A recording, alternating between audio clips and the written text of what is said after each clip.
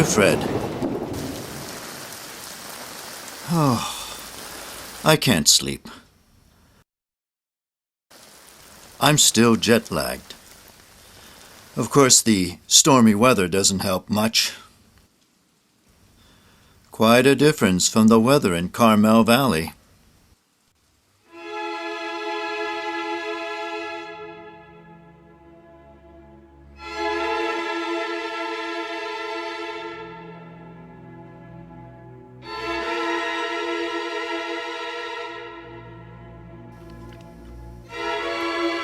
The morning sun burned off the fog and revealed the mountains. The same mountains that figure so prominently in your paintings.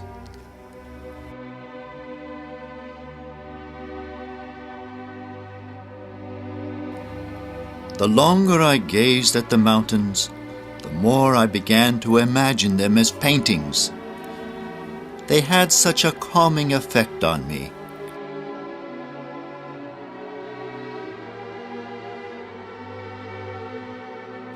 Everything seemed so peaceful.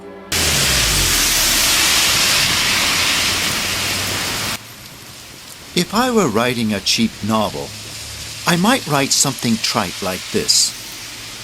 The storms were symbolic of the turmoil in Kermit's life and the chaos he created in the lives of other people. I know, you don't have to say anything. But the trite statement helps me explain the reason I kept telling you, how peaceful everything was in the valley. In March when I visited you, it was raining. As I stood on your veranda, I could hear the soft patter of rain, and in the distance the sounds of birds, the sound that evoked a yearning for a simpler life. The silence of the mountains was almost deafening. The clouds lifted off them like rising steam from a volcano. I really enjoyed having dinner with Richard and Linda on their veranda with the mountains in the background. We climbed on the roof to watch the sun set behind those mountains.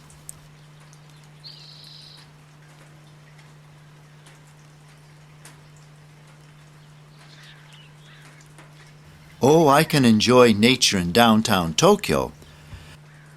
But as you can see, the trees grow in man-made straight lines. And people walk on concrete walkways surrounded by concrete buildings. And their senses are assaulted by the noises of city life.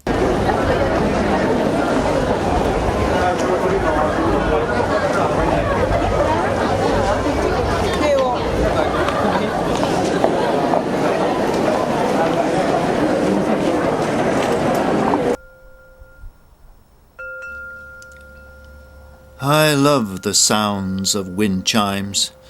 They remind me of the solitary Buddhist priest in Shinjuku Station, who every day silently begs for money.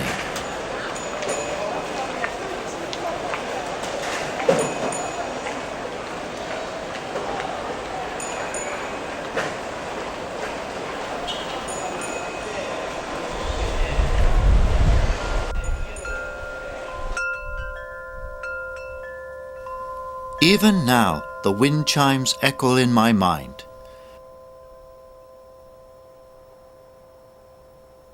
The tranquility of the setting has made me more aware of nature.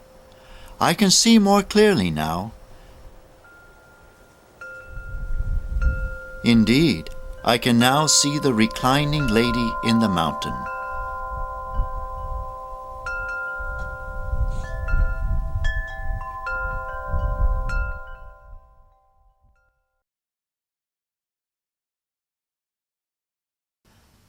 When I think back, the first time I really got a grasp of your painting style was when I was reviewing the videos I took in March. Remember when we were driving over Los Laureles grade? Well, anyway, I was cataloging the video when suddenly I saw something that was as obvious as the nose on my face. For the first time I saw the lines. the lines that are characteristic of many of your paintings. The lines were everywhere I looked.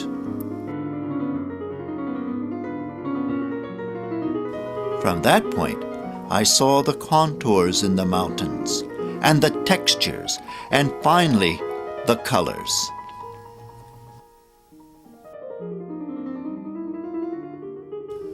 Your use of rice paper, as I call it, captures a variety of emotions. With each change of light, there is a different mood.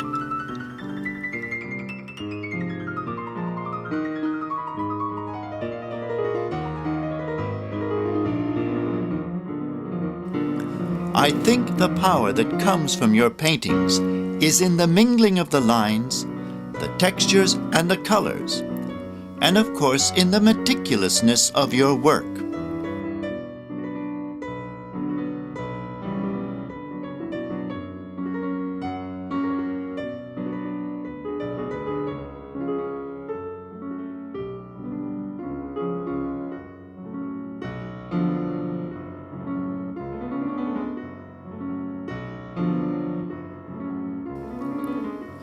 The lines define the time and space you focus on at a particular moment.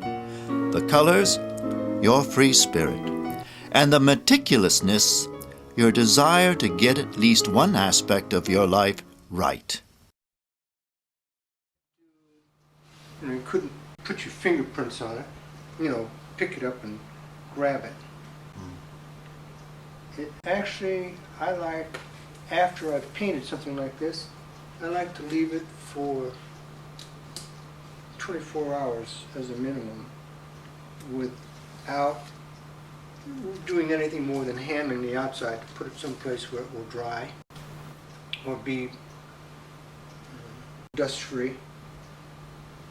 Then after that, I can put a coat of varnish on it, and that will keep it for as long as the life of the painting. And I'm presuming that'll be a hell of a lot longer than I am.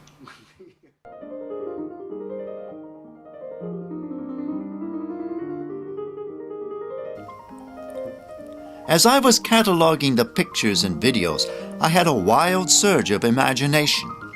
I was imagining that I could get inside your head and see how you visualize the world around you.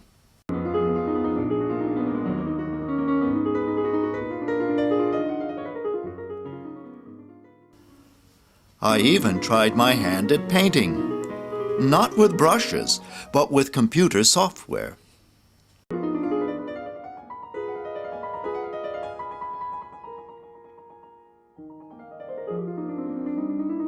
I produced clever work, technically accurate work, but not a work of art. What was lacking was the imagination and the creative spirit of the artist.